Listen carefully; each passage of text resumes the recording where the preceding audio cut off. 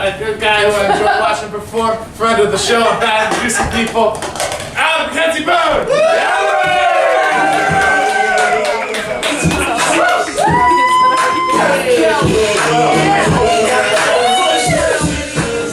Hello everyone. There's been a lot of Kanye in the news recently, and it got me thinking about Kim Kardashian, which thinking about the Kim Kardashian sex tape, which came out a little over 10 years ago. It came out in 2007, and I was 12 at the time, so I was really just at an age where I was just kind of starting to discover my own sexuality, entering puberty, and really getting into pornography and internet pornography in particular.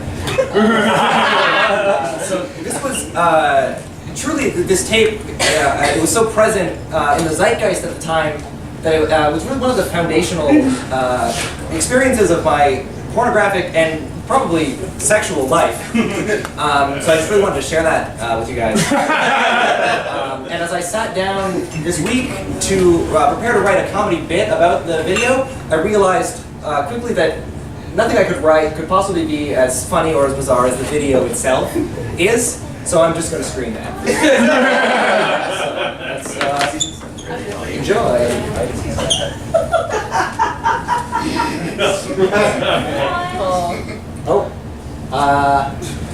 Okay.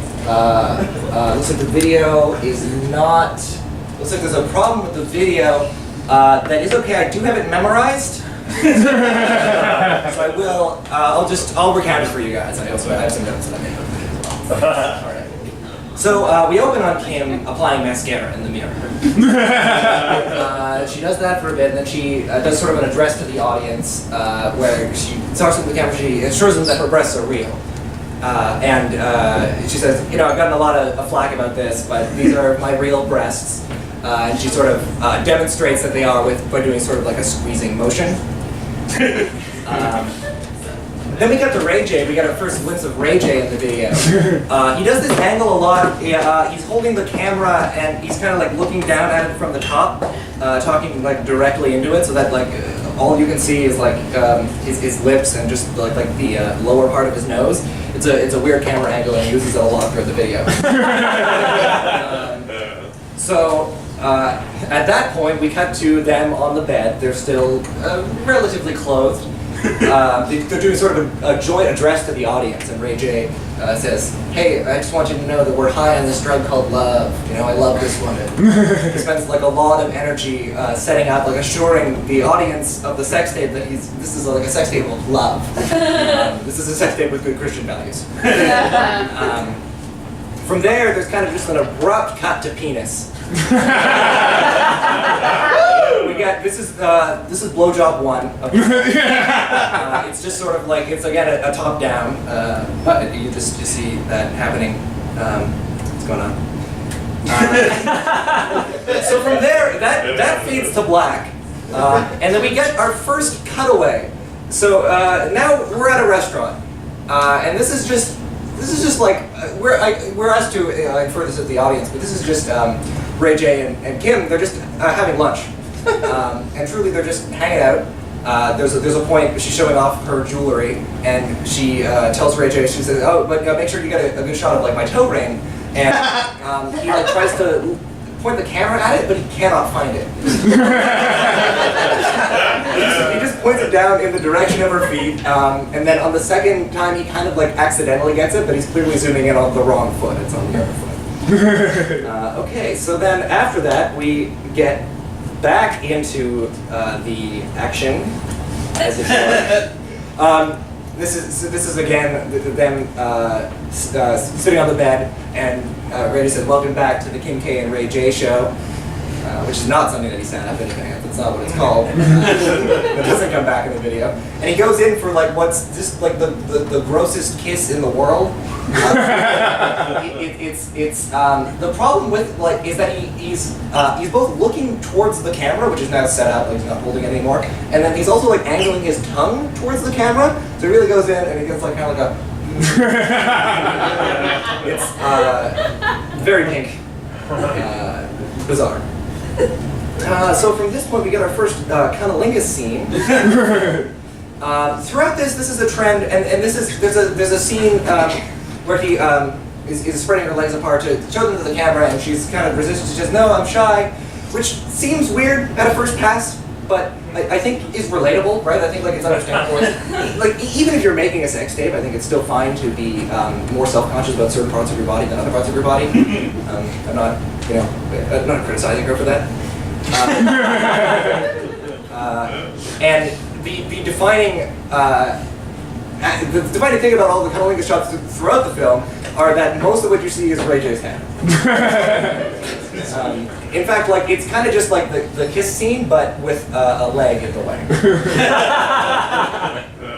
Okay, so from there, there's a cutaway to them in the car. They're driving to the hotel. I think it's the hotel that they're driving to, and Kim is again applying makeup. This time it's like a lip pencil, and Ray J is giving her a hard time. He's like, "Oh, women, they take so long to get ready," and like. I think it's never okay, really, to make that criticism of a woman, but in particular, of a woman that you're about to film a sex tape. It seems like you should really like eat the extra time that it takes for her to make herself presentable for your sex tape that you're filming. I'm not afraid to say it. So now we cut back to the room. This is where we get our first penetrative shot. Penetrative sex and it starts off with just some standard missionary position stuff. She's kind of doing like oh Ray J, which is fine, but it's like, at what point are you comfortable enough with him that you can just call him Ray?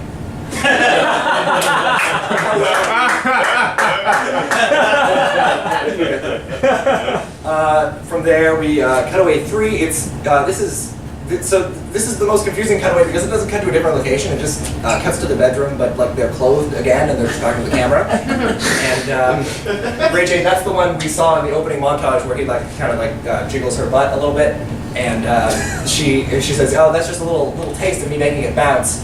Which is something that we've already seen earlier in the film. Chronologically, the time this is like the Slaughterhouse 5 of sex tapes.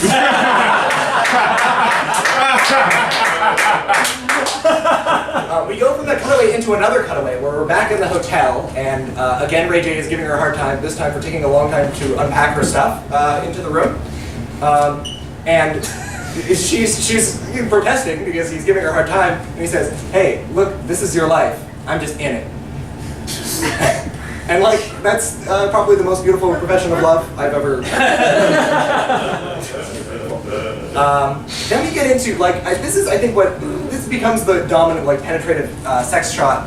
And this is better if I act it out, but we get, like, you have, like, Kim lying down, right, so that you can show off her butt, her posterior region. And, like, Ray J's on top of her and sort of like, penetrating her, but there's just so much swirling. It's just like way more. And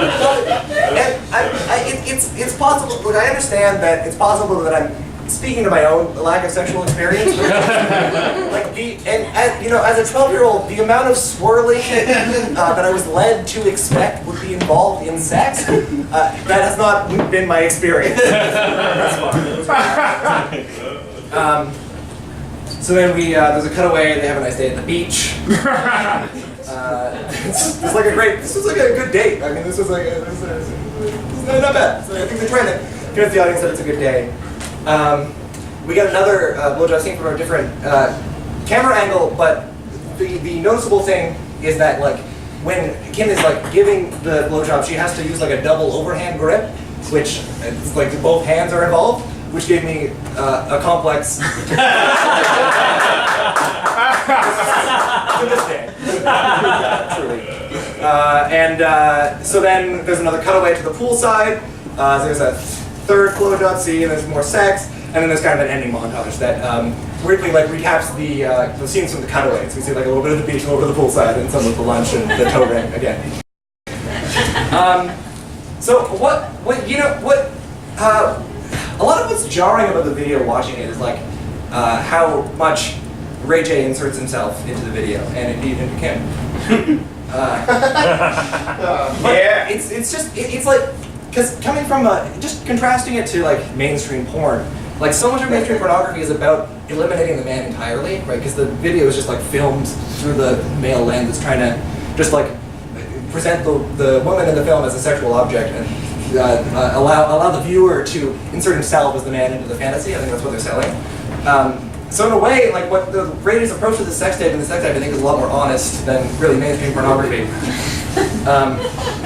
And what comes across from like Kim's performance is that, like, you know, to an extent, she's chosen to become a public figure and make her living that way. But you know, she didn't choose the social background that made it so that this was the way for her to become famous and rich. And I think you can really see her struggling with a lot of like the contradictions of a society that like really is so fascinated that they want to see this and it devoured it as soon as it came out, but then it's still gonna, you know, slut shame her and give her a hard time for being vain and concerned about her makeup. So I think she comes across as a sympathetic character. And I'm just trying to signal we have the video working now. Okay. All right. Okay. All right. No, let's play the video.